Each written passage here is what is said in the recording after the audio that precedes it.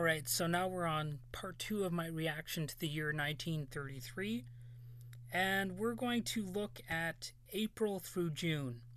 So, alright, April 1st, the recent elected Nazis under Julius Streicher organized a one-day boycott of all Jewish-owned businesses in Germany. So yeah, like I said in the last video, there's going to be a lot of Nazi-type crap happening in 1933. It was a very big year for that kind of stuff, so yeah, it's one of those things that just happened in history, steamrolled human decency to a large degree. Anyway, April 2nd, as a member of the... Oh, that's about a cricket team. I'm not really that much of a sports person, so I'll be skipping over a lot of the sports trivia on this Wikipedia page. Anyway, on April 3rd, there was an anti-monarchist rebellion that occurred in Siam, which we now call Thailand. The first flight over Mount Everest is made by the British Houston Mount Everest Flight Expedition, led by the Marquis of Clydesdale, and funded by Lucy, Lady Houston. Don't know who those people are. It's possible I've heard of them before at some point, and it's just a couple names I don't remember, but anyway. Moving on to April 4th, American airship Akron crashes off the coast of New Jersey, killing 73 of its 76 crewmen. It is the worst aviation accident in history up to this date and until 1950. So April 5th, the International Court of Justice in The Hague decides that Greenland belongs to Denmark and condemns Norwegian landings on eastern Greenland. Norway submits to the decision. Also on April 5th, President of the United States Franklin Delano Roosevelt, also known as FDR, declares a national emergency and issues Executive Order 6102, making it illegal for U.S. citizens to own substantial amounts of monetary gold or bullion. Yikes. April 7th, sale of some beer is legalized in the United States under the Cullen-Harrison Act of March 22nd, 8 months before the full repeal of Prohibition in December. So obviously they got the ball rolling a little bit early on that. You know, it was a precursor to full end of Prohibition. But, you know, it was something. Also, on April 7th, the law for the restoration of the professional civil service is passed in Germany. The first law of the new regime directed against Jews, as well as political opponents. So, yeah, you got to be on the lookout for that sort of thing when it happens. You know, keep your eyes open for when governments start passing laws against specific groups. And, yeah, moving on to April 11th, aviator Bill Lancaster takes off from Lympne in England in an attempt to make a speed record to the Cape of Good Hope, but vanishes. His body is not found in the Sahara Desert until 1962. Don't know if I ever heard of that before. April 13th, the Children and Young Persons Act is passed in the United Kingdom. Let's take a quick look at what that entailed. It says here it consolidated all existing child protection legislation for England and Wales into one act. Okay. It's one of those laws that wraps a bunch of stuff together. April 19th, the United States officially goes off the gold standard. April 21st, Nazi Germany outlaws the kosher ritual Shashida. I'm not sure if I pronounced that correctly, but anyway, it was them obviously passing some legislation against Jews again, which is kind of what they're known for. April 24th, persecution of Jehovah's Witnesses in Nazi Germany begins with seizure of the Bible Students' Office in Magdeburg. So again, the government regulating religion, passing laws against it, definitely not secular. Um, if anybody tells you that Hitler was a secularist, they're wrong, because secularism entails not passing laws for or against a religion. All right. So, also on April 24th, Jewish physicians in Nazi Germany are excluded from official insurance schemes, forcing many to give up their practices. Again, that's what Nazis are known for. Just passing on not just anti-Jewish stuff as we just saw, but a bunch of other stuff against people that they just don't happen to like, or that they're paranoid of, or simply that they hate. April 26th, the Gestapo secret police are established in Nazi Germany by Hermann Göring. Again, not really that great at pronouncing these German words, but it's something like that anyway. Also, editors of the Harvard Lampoon steal the sacred cod of Massachusetts from the State House, and is returned 2 days later. A little bit of a lighter piece of news. I mean, why not throw that in there? April 27th, the Stahlhelm organization joins the Nazi Party. Also, the Jessup & Son department store in Nottingham, England, is acquired by John Lewis Partnership. Okay? Not really that knowledgeable about that, but hey. Alright, so, on May 2nd, we're moving into May now, Gleichschaltung. Adolf Hitler prohibits trade unions. So definitely mention that to all these people who are like, oh, Adolf Hitler was a socialist, and all that kind of talk. Really, socialists probably would not be interested in prohibiting trade unions. If anything, they're very reliant on the idea of a trade union. There are specific elements of socialism that perhaps emphasize trade unionism too much, like syndicalism. That's one of the critiques that people make of syndicalism, or like anarcho-syndicalism or what have you. They say it's too dependent on trade union activity. So, yeah, they're full of shit if they're saying, oh, Hitler is a socialist. Alright? He wasn't. You might say he wasn't a capitalist either, or whatever, and there might be some truth to that. But he was kind of something different. Let's just agree on that. Okay, the first alleged modern sighting of the Loch Ness Monster also occurred on May 2nd, 1933. Alright, so May 3rd, in the Irish Free State, Dáil Éireann abolishes the oath of allegiance to the British Crown. Also, Nellie Taylor Ross becomes the first woman to be named director of the United States Mint. May 5th, the detection by Carl Jansky of radio waves from the center of the Milky Way galaxy is reported to the New York Times. The discovery leads to the birth of radio astronomy. Yet again, something I don't really know that much about, but I've heard of it. May 8, Mohandas Gandhi begins a 3-week hunger strike because of the mistreatment of the lower castes. May 10, in Germany, the Nazis stage massive public book burnings. Yeah.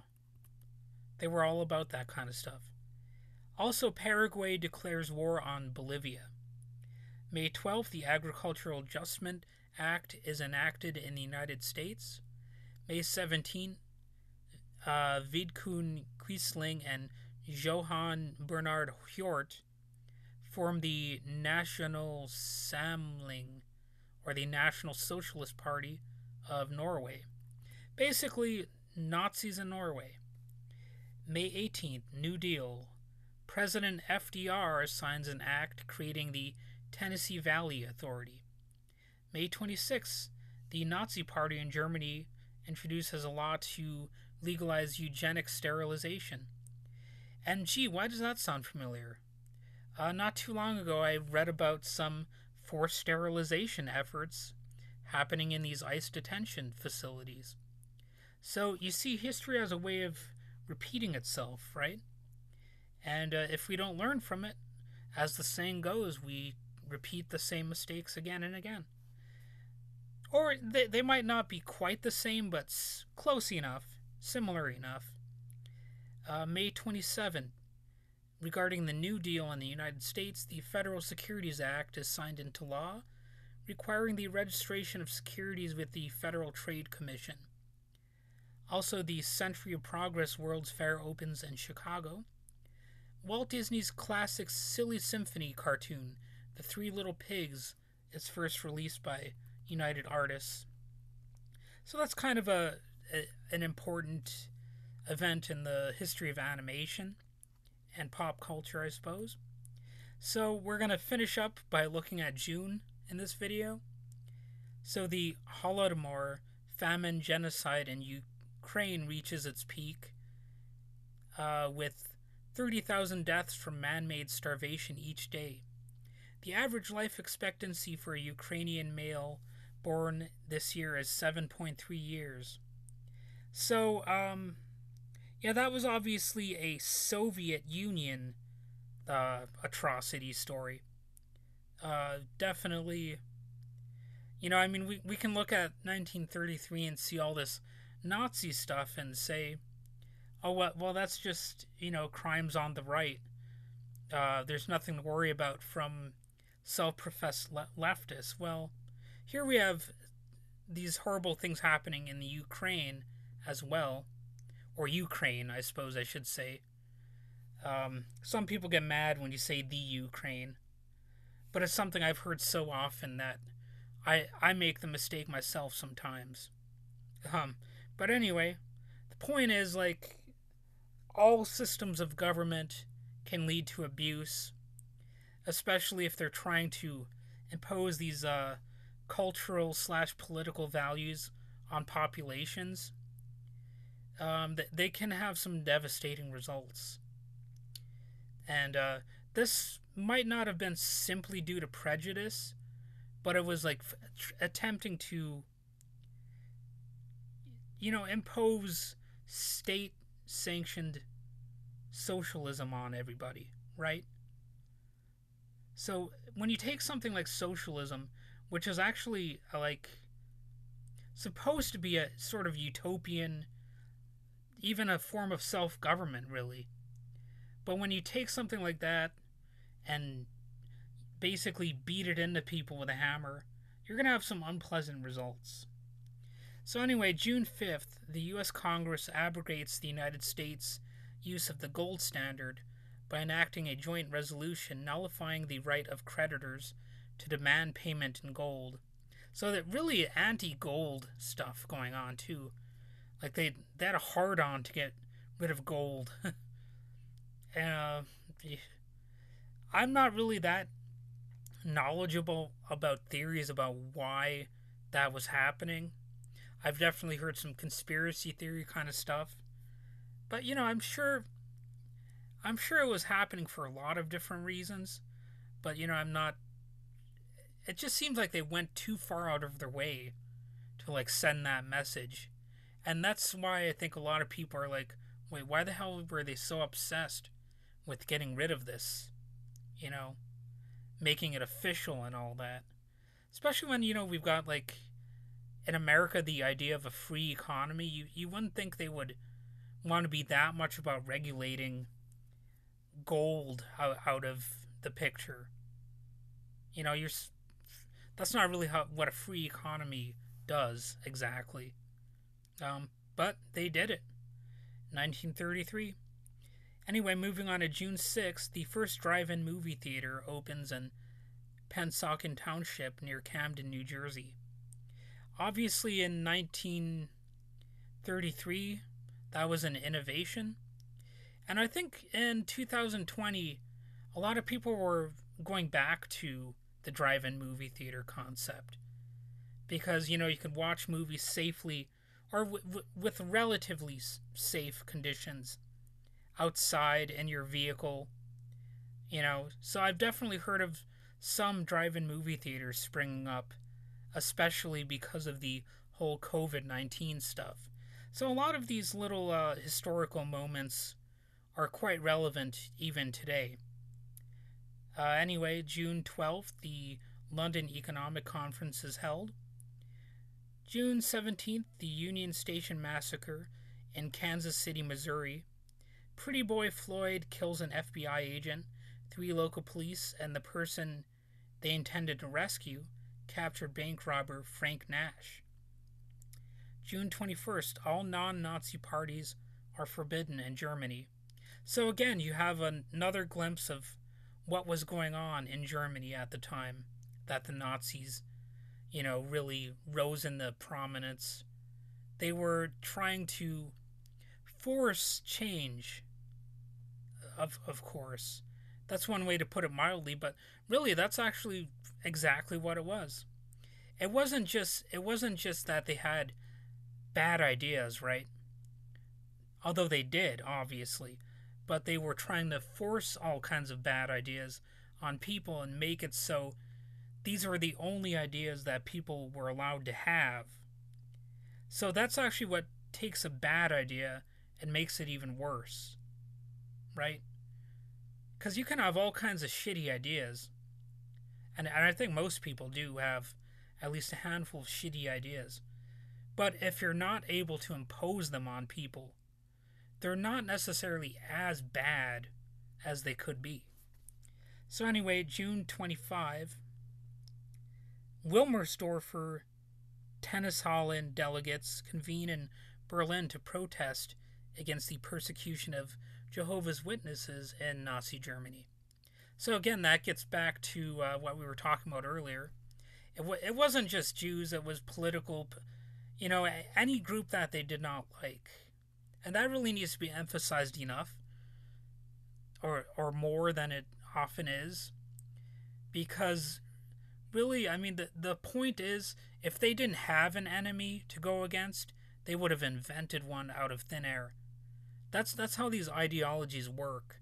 They're all about being persecuted, and these persecution complexes that these people have, and they actually take those and project them onto the population. You know what I mean? They believe they're being persecuted in some. Often it's just something that's completely made up, right? But then they're like, well, we have this justification for going against this group or that group, and then what do you know? The ball gets rolling, and they're able to steamroll through the population and try to impose their worldview on everybody. So anyway, June 26th, the American Totalisator Company unveils its first electronic pari-mutuel betting machine at the Arlington Park racetrack near Chicago. Well, that's about it for this segment.